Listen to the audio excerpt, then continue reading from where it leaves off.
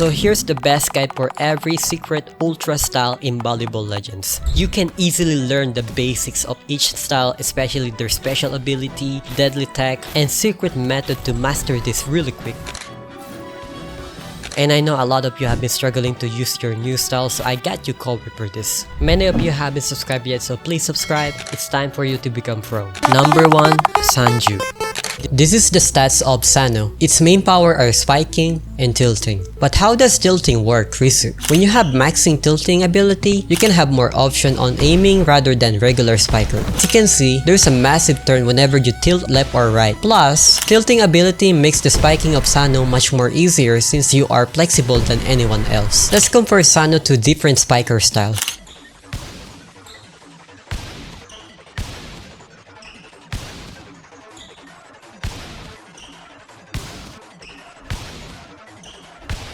But here's a question, is there any differences based on your setter? Well, the answer for that is yes. The main differences are the timing and the curving of the ball. But here's a trick, as you can see, you don't have to rush your spiking with Sano. You will always hit it no matter what. Your main goal is to settle a score rather than rushing the score. Let's have some comparison between Timeskip Kagayama and Taichou.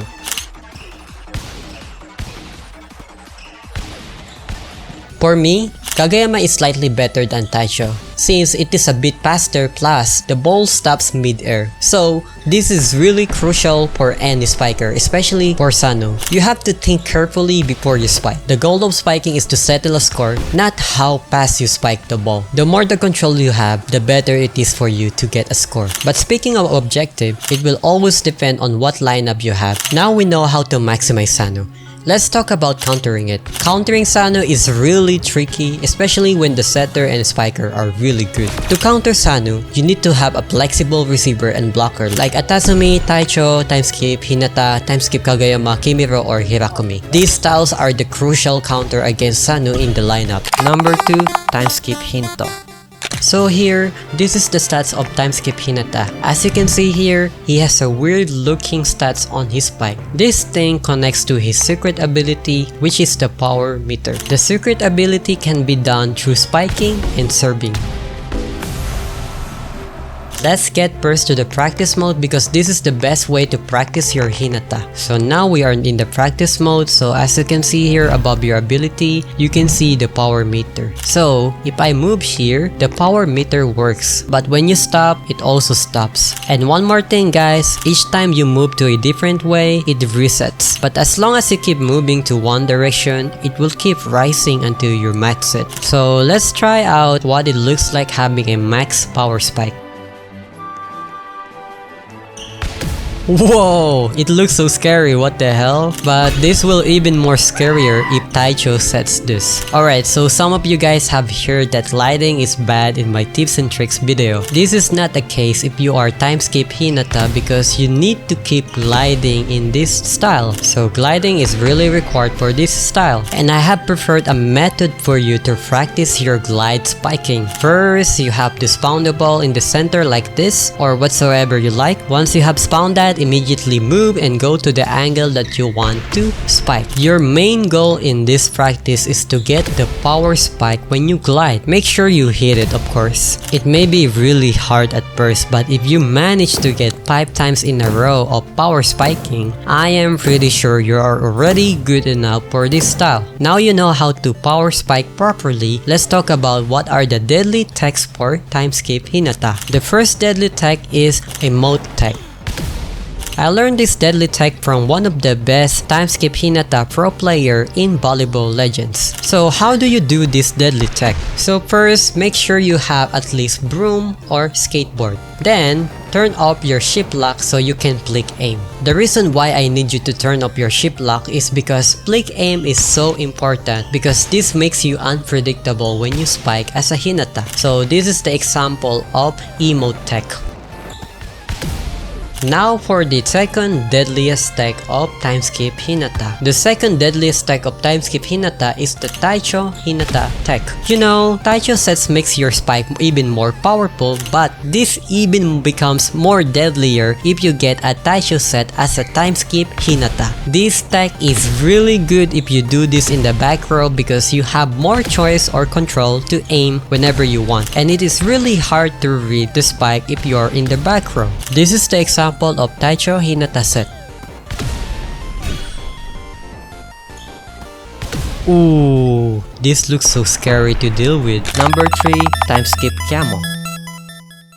So, these are the stats of Timeskip Kageyama. This style has the most balanced stats I have ever seen among all of the styles. This style doesn't have any low stats at all. The most interesting part of this style is that he has the max serving power and rainbow set. But how does his secret ability works, Chrisu? Alright, as always, I want you to hop on the practice mode alongside with me. You know, Timeskip Kageyama is way different than the other styles like Timeskip Oigawa, Taichou, or Twins. His setting power is really good, so his default set should look like this. Do you see that? That is the setting mechanics of Timeskip Kageyama. What I noticed that most new players of this Timeskip Kageyama use this without any advanced mode. So, it has mentioned here on the secret ability that you can adjust the distance of your setting through the setting power. So, you gotta set what is the best for your spiker. You don't wanna set on the spot where there is a receiver on that side. So, with this setting power, you have so many options where you wanna set the directly for your spiker. So here's the first common but powerful tech that you always have to use, which is enable advanced mode. Enabling your advanced mode will enable your aim on how far can your set will stop. The higher the power is, the further it is. The lower the power, the shorter it is. It is super important, especially if you want to play with your tempo in your spiker. Although, adjusting your power to other setter styles than Kageyama isn't that good. So, let's see some comparison between the setters like Taichou, Oigawa, and Kageyama.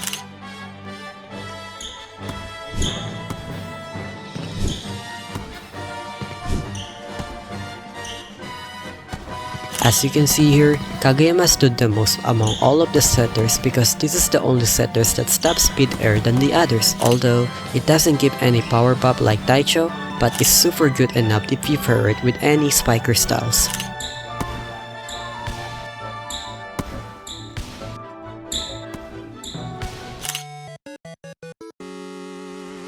So now, let's jump onto the best abilities you can use for Timeskip Kageyama. There are two best abilities you can use. Let's go first with the secret one, the Magnetic Pull. Magnetic Pull is really good for Timeskip Kageyama because you can make yourself more unpredictable against your enemies. You either bait your enemy to receive early, then spike, or drag it and bounce it back to your spiker like this. So, you should definitely get Magnetic Pull if you're looking for best ability for Timeskip Kageyama. Although, there is one more ability that is something you wouldn't expect. Still Block. How does the Still Block works with Timeskip Kageyama? Let me tell you why. Still Block does not only make you become blocker for a time being, but it also counters completely the shield breaker. If your enemy does have this and you try to set, receive, or block, you can cook them with Still Block. And there's one tech that I will be sharing to you secretly. Listen. So you know that Still Block is used to block, right? You can use this as your surprise attack against your enemy if they are not close to net. Since Still Block isn't that hard to fill up that Magnetic Pull, you can easily get your team a score rather than just setting it to your spiker. Number 4, the Twins. Mia Twins is very unique among all the styles. This style has two styles within the secret style. This is the stats of Ozuma, which is a spiker and blocker. And this is for the Atasumi, which is the serving ace and back row setter. You can already see here that this style is a no joke. But when do you actually switch with Mia Twins? Well, we need to understand how they work. Let us start first with Atasumi. Atasumi will always be your starting point whenever the round starts. Why? Because Atasumi have a max serving power with a floating skills. He is fast and you can serve deadly with this.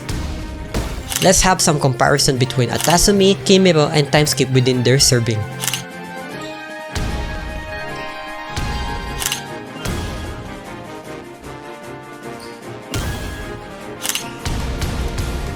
As you can see here, both Atasumi and Oigawa has a deadly serve. But I believe Atasumi has more advantage than Timeskip Oigawa because you can confuse your enemy with your serving. Atasumi floating serve can be only triggered whenever you back tilt, so it doesn't matter whether you S plus A or S plus T. With these mechanics, you have choice whether you float or normal.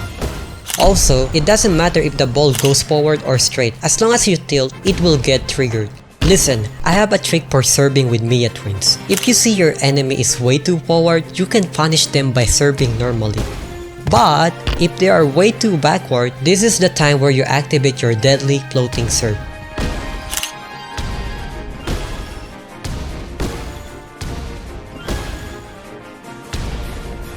With just serving, you are already winning the game.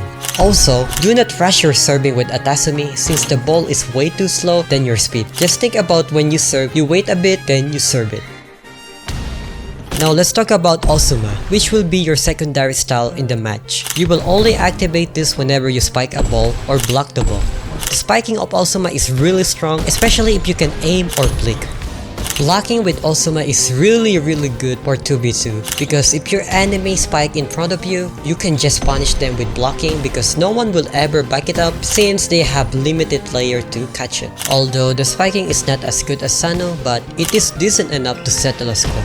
Here's another trick when it comes to switching. You can fake your set with this style, only do this whenever your enemy is marking your spiker, or maybe if the enemy got used that you are only setting, then you can show that you can become a spiker as well. Now we know how to maximize your switching. Now let's talk about how to counter Mia Twins. Countering Ozuma is really simple than Sanu, but countering Atasumi is really tricky. Ozuma spiking is really straightforward, so the only thing you need to do is to watch where he does look when he jumps. It's really simple, right? Well, the only problem you will mind is how he will back tilt or front tilt. Now let's talk about Atasumi. Atasumi's serve is the one of the most trickiest serving that you need to practice.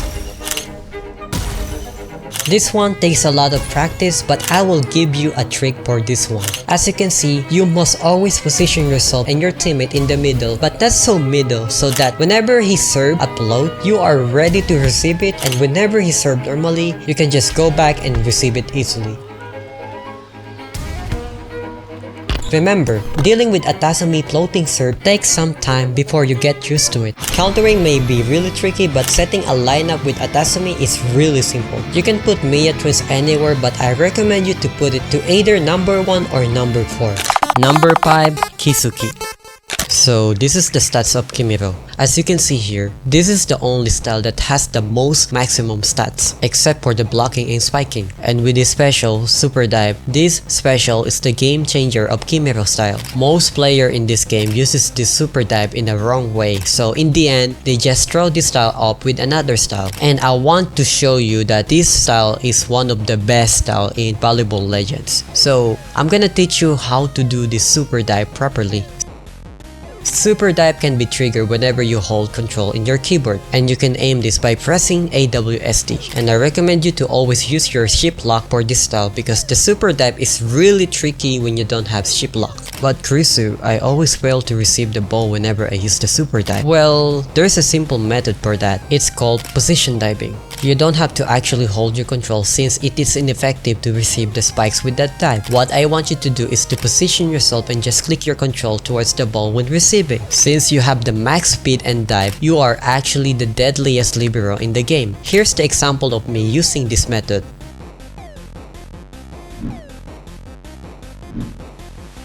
Now you know how to super dive properly. Let's proceed to the deadliest tech of Kimiro style.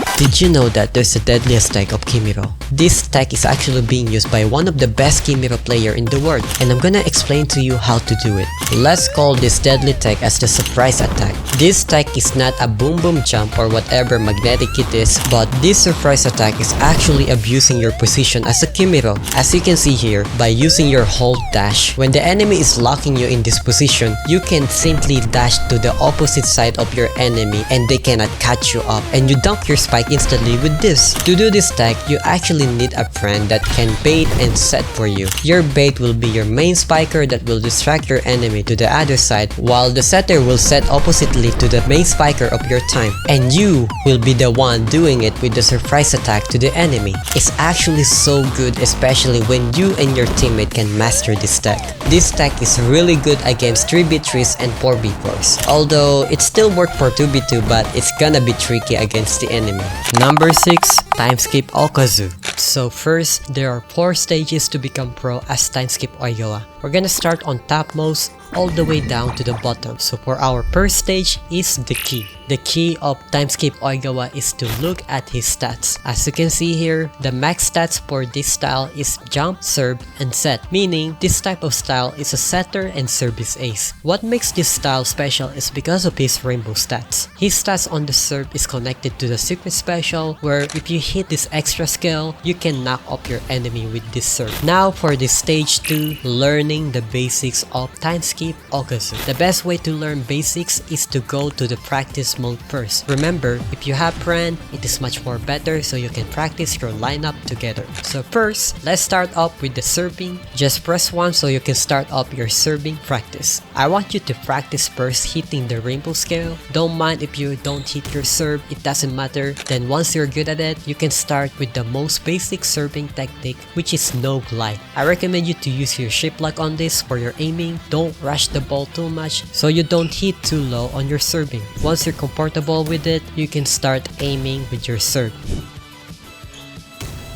After that, you have finally learned how to serve properly with this style. Setting with this is quite tricky than Taichou or Timeskip Kageyama, but don't worry, I got you covered for this. So you know, this style is a bit slower than those two, so you have to get used to his setting first. The direction of your setting will always rely on your aim, so basically it determines on how you look on it. My trick here is to rely on your cursor point to aim it properly. I don't recommend you to glide when setting because it's too hard to do it and you're likely to miss aiming. So all you have to do most of the time is to position yourself first, then jump set. And lastly, for the spike, most of you basically already know it how to do it, especially you monkeys. But remember, as a Timeskip Okazu, you will only spike when you're close to net, because you are not a spiker but a setter and service ace. So your job is to set most of the time, but there are times that you have to make yourself unpredictable, so the way to surprise them is to dunk it down with spike. So if you're following well along with your basics,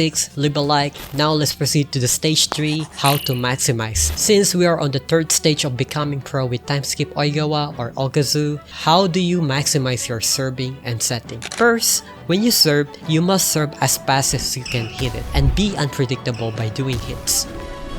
By flicking your aim, you give no signs to your enemy on where you serve it. Most players predict the direction by where they look, but if you flick it like this, you can surprise them. Plus, always position yourself to the center so it's harder for them to predict on where you serve it. As always, do this on practice mode so you can maximize your serving skills. How about for setting Chrisu? It's also similar, just don't look directly and flick it. Remember that your setting direction is determined on where your camera look at, but not your avatar. This is important for tributers because it gives you option to set to the best spiker. One more thing, you are guaranteed to win as Timeskip Okazu or Okazu if you serve on the high ping players, because it's nearly impossible for them to receive it. Now let's proceed to the most exciting stage at all, stage 4, the deadliest tech. There are 3 deadly techs that you didn't know about Timeskip Okazu. Let's start with the easiest and yet effective deadly tech, which is the magnetic dunk tech. Magnetic Electric Dunk Tech is the simplest deadly tactic you can do, and it works most of the time against player. The only thing you have to do is to drag the ball and glide towards the net and dunk it. You can play around with this tech like gliding sideways, delay it, or immediately spike it when it's free. It's super easy to do, unlike those other two deadly techs. And now for the second deadliest tech, which is the redirectional jump. This tech allows you to bait your enemy when you're serving or even with your dump spike. Although redirectional is not as easy as magnetic since you need a lot of practice before you do this in rank. And for our last but most deadliest tech of all time, the rainbow curve tech. This tech is mixing your rainbow serve with a curve spike ability, and I'm telling you right now, this is nearly impossible to receive, so this deadliest tech guarantees you a score when you do this properly. Number 7, Taichou.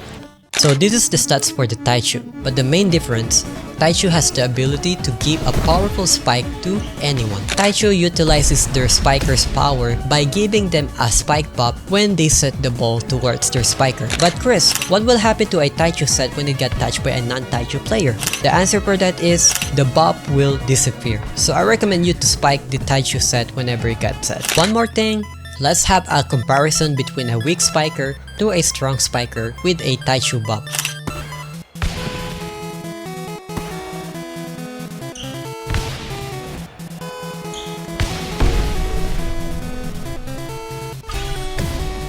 Oh my freaking god. This is really nuts. Whenever Taichou sets, especially if you have Timeskip Hinto as your spiker, it is not humanly possible to react to that instantaneous spike of Timeskip Hinto. It is the most fastest spike I have ever seen. Number 8, Kazana.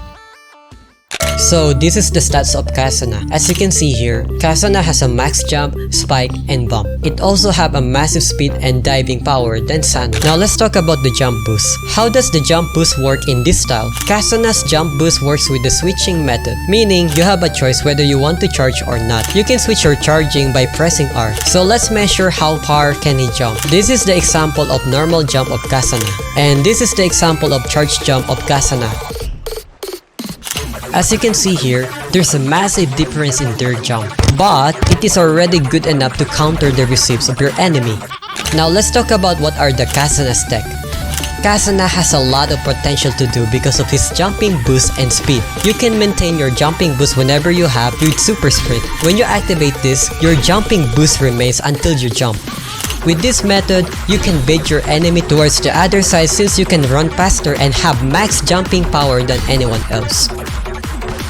Listen, there's also a tech that I will show you, but this only works for tributary above with Timeskip Kageyama. You can land your spike to the corner with the high set when you charge your jump here.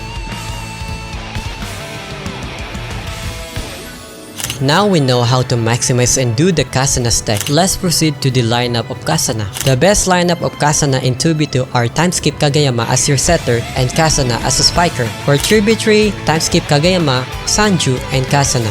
Number 9, Mikage. This is the stats of Mikage. Mikage's style has the strongest blocking power next to Hirakumi. He also have a decent spiking power and a decent amount of power per serving, bump, and set. Although his speed is slightly slower, but it is reasonable enough to not make him overpowered. His secret ability is something that overpowers his blocking. Think about of having a steel block, but it is unlimited. But how does the Mikage stacking works? Well, the answer for that is very simple. His secret ability stacks up whenever you receive like setting, bump, or dive. So whenever you have a max stack of this ability, your secret blocking power will be activated. This is how it looks like without the super block. And this is how it looks like with the super block. But did you know that Mikage can also be a deadly spiker like Sano? Mikage can also be a spiker than a blocker. He is like Miya in a nutshell, but slightly better. Now you have figured out how to block and spike with Mikage, let us proceed to the deadly techniques of Mikage. Mikage has tons of deadly techniques that you can do, and I will share to you how to do it. The first deadly technique of Mikage is side blocking. We know that most of the blockers just tilt down whenever they block. But did you know that when you do a side blocking or aim it to the way that anyone couldn't reach, this becomes deadly since the ball drops so fast than anyone. Let me show you how to do it. So you can practice this side blocking in the practice mode with your friend. Whenever you jump, position directly where he looks. Then aim sideways to block against the spiker while tilting down. With this, it is nearly impossible for anyone to react with this method. I know this tech is too much already, but can we get a 400,000 subscribers by hitting that subscribe button? And for the second deadliest technique of Mikage is mixing it with the steel block. But why do we still use the steel block ability if we are already the best blocker? The reason for you to use the steel block is that it completely counters the shield breaker. If you can counter shield breaker while having the best blocking ability, you will become unstoppable against pro player. Blocking and spiking alone isn't enough for you to win properly as a Mikage. You need someone to help you in 2v2s or 3v3s to dominate together and become pro. So, these are the best lineup for Mikage in ranked matches. For the 2v2s, Twins is the best duo for Mikage. Let me explain to you why. Since Mikage has one of the slowest style among all the secrets, Twins will be the one who will support you for this limited speed. Number 10, Jinko. So here's the stats of Jinko style. This is the only style that has the 3 rainbow stats on the spiking, serving, and curbing. And we can already see here that Jinko is much better than Sanju itself. His secret ability makes him so much better because you can apply this for both spiking and serving. Here's the comparison between Jinko and Sanju stats. Let me demonstrate to you why Jinko is definitely the best style in Volleyball Legends right now. But first, let's hop on the practice mode. So here, let's see how does the spiking with all tilts.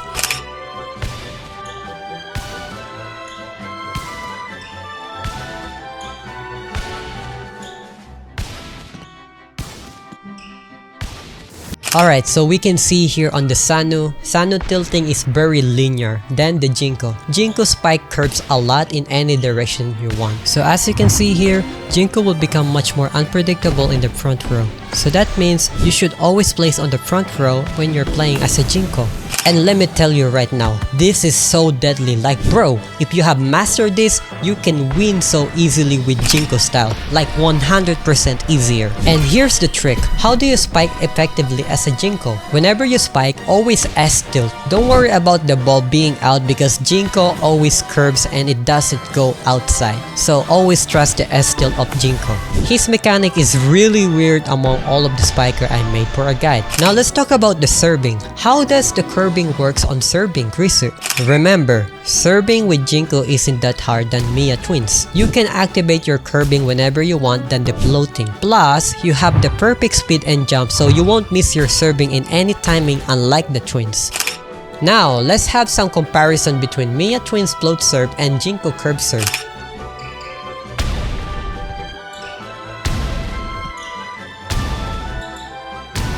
You can literally play a mind game with Jinko. You can serve straight or curve whatever you want. And I don't know man, I'm really amazed how this style gonna break the game just like Mikage style. Now for now, I want you to go to the practice mode again because this will be your perfect spot to practice this. So you can see here, spiking with Jinko can be normal or curbing. You can control it whenever you want, like you tilt to the other side where there is no enemy around it. Or just do a high spiking then get it to the back row. Though what I want to say to you, you can do better on curbing. There's one tech that you can do which is the low power spike. To do this, you must enable your advanced mode. You can enable the advanced mode on the team selection. Then, I want you to hold your setting keybind like this. This is where you will see your power scaling. I want you to do the lowest power or it can be green whenever you want. Then, spike like this. And now, let me teach you the text of Jinko serving. Serving with Jinko is really simple and easier than Mia Twins like I said. But did you know you can control your curbing depending on your power? It is still the same as a low power spike, but you have to click then holding. Like I said, the higher the power, the longer it is. The lower the power, the closer it is to the net. You can mix this with A or D depending which side is the weakness of your enemy. Now, let's talk about what are the best abilities with Jinko. The best ability with Jinko is either redirectional jump or magnetic pull. These abilities will make your spiking more unpredictable if you know how to use these abilities. If you're a beginner, I recommend you to use magnetic pull since it is much easier than redirectional jump. But if you're really good like a pro, you should definitely use redirectional jump. Redirection jump can be used both spiking and serving than magnetic pull, which makes it as the best ability you can use for all kinds of spiking. And now for the latest one, number 11.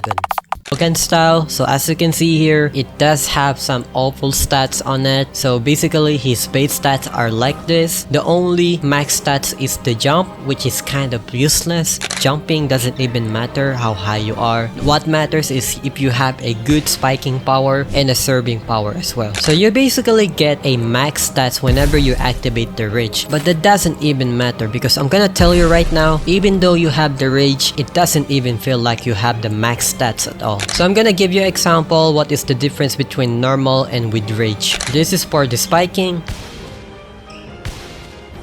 This is for the blocking. This is for the setting. And lastly, this is for the serving.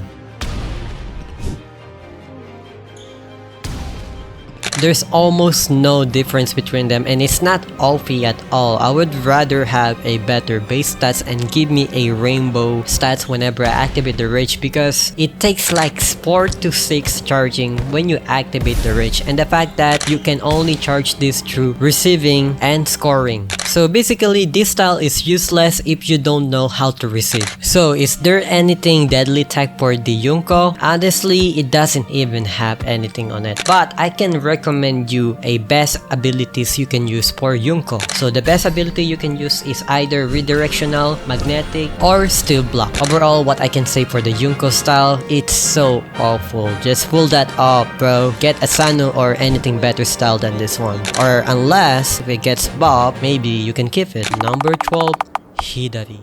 Alright, so we should know first what are the stats we need to maximize when playing Hidari. Hidari has a Timeskip Hinto power spike and a Timeskip Okazu power serve with his left hand. So you need to focus on serving and spiking with your left hand to maximize Hidari. However, there is no perfect secret style that gives a max spiking power and a max serving at the same time. So if you ever miss your left hand, you are so cooked. So how do you avoid getting cooked? Well, it's actually super simple and I really love this method, which is do practice mode. Practice makes you better, so we have to hop on in this practice mode first. Then I will tell you my secret way to master this. It is so much better if you have a friend here, so let me call him up.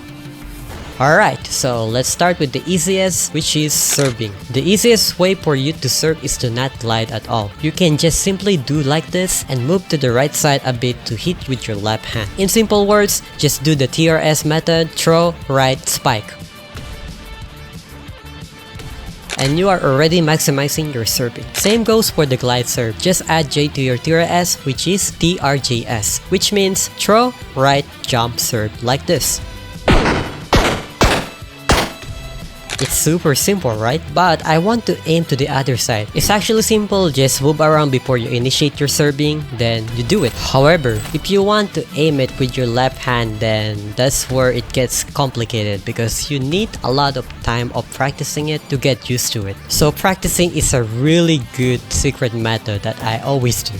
Now let's talk about the spiking. It is almost same as serving. However, your only downside on this is that your aiming is quite limited. Since your aiming is so limited, I only recommend you to only spike with your left hand on the back row with S2, and it will always land no matter what. However, in the front row, your aim is super limited and it's easy to predict. But I have a solution for that. You just have to dunk it in any part of your arm and don't mind whenever it hits with your right, or you're just lucky if you aim it with your left. Dunking means W tilted, so make sure to not delay too much or else the net will be against you.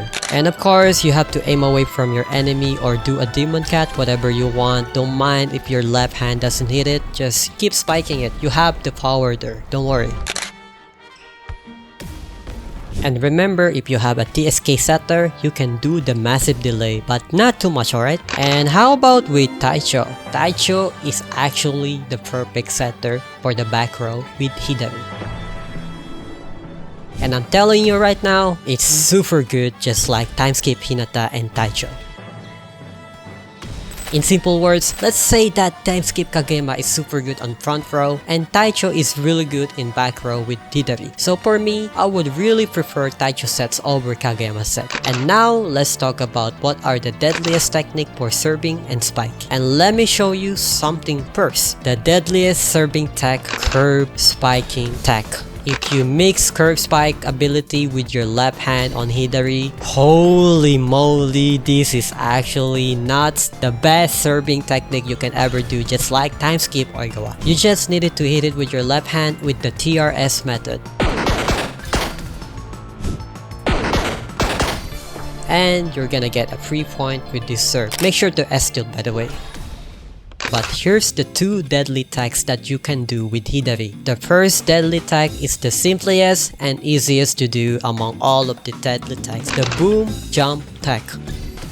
You see, the direction of spiking with Hidari is quite weird, like it doesn't go straight but it curves down to its direction. And if you mix this with the boom jump, boom! Receiving your spike is nearly impossible in the front row unless if your enemy is in the exact position on where the ball lands. This boom jump is super good and it doesn't need too much charge and you can use it more frequently than the secret abilities like magnetic pull. It's super easy to use and it's deadly. And the next deadly tag for spiking is the redirectional jump. This one is opposite for boom jump but it is super good in any situation. Using this tag needs a lot of practice. Your goal is to surprise your enemy when you do this and you can bait your aim by aiming on the other side with the redirection. The reason why this is also good overall because you can apply this for both spiking and serving. And for our latest ultra style, number 1, Hakka.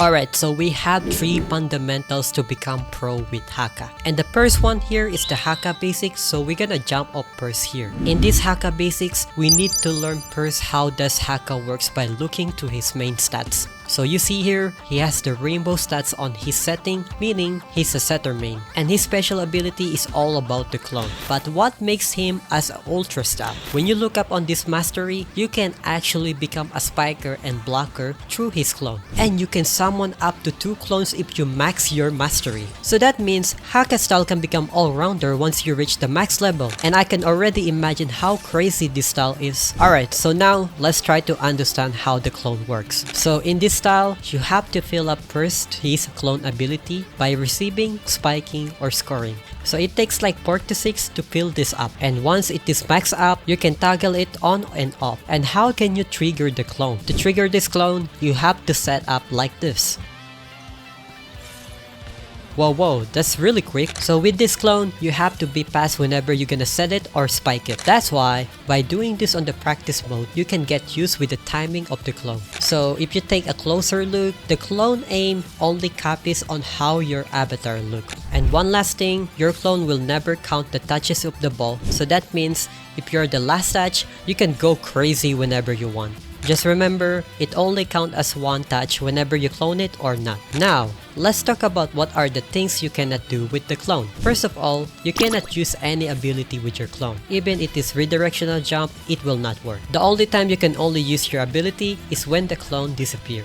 Second, the clone doesn't change its direction if you flick your aim. The clone direction is very linear, so it's more predictable if you know how it works. And lastly, the clone will never trigger if it goes to the other side. Alright, so we have seen here that Hakka can become a spiker when you reach the level 5 clone. So if you have learned a lot with this guide, why not consider subscribing? Now we have cleared the Hakka's basic, it's time for you to learn the Hakka's tech. There are 2 deadly techs that you must know with Hakka and this tech can make you score easily. The first deadly Hakka tech is the demon clone tech. First of all, you have to position your aim onto 20 to 30 degrees from the net like this. After that, do a jump set and aim it to the side of the net like this. Ooh, that looks really deadly. It doesn't matter whether you are close to net or in the middle, as long as you set it close to the side of the net, then you can do the demon cat with proper avatar aim.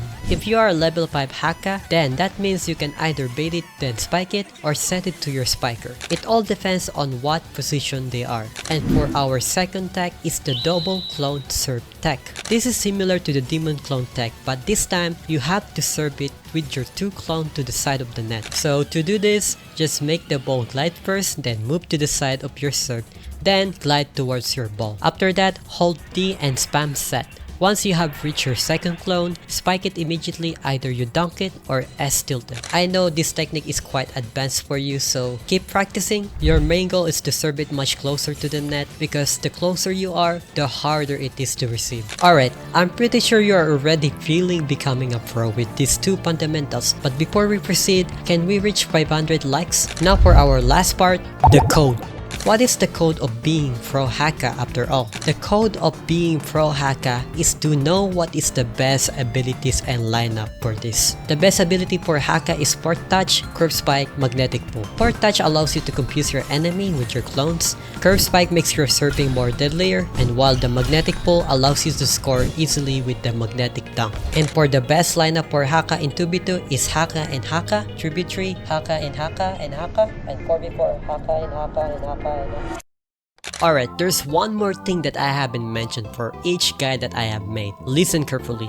The key for you overall is to find a right teammate and develop a good chemistry. And I know a lot of you don't have a proper teammate yet, so I'm inviting you to join my Discord server. Let's join my community so we can help each other out towards the pro rank. So if you don't know yet the basics in Volleyball Legends, you can consider watching this on Above Me or even learn the advanced technique. Subscribe, as fellow Summer says, to God be the glory.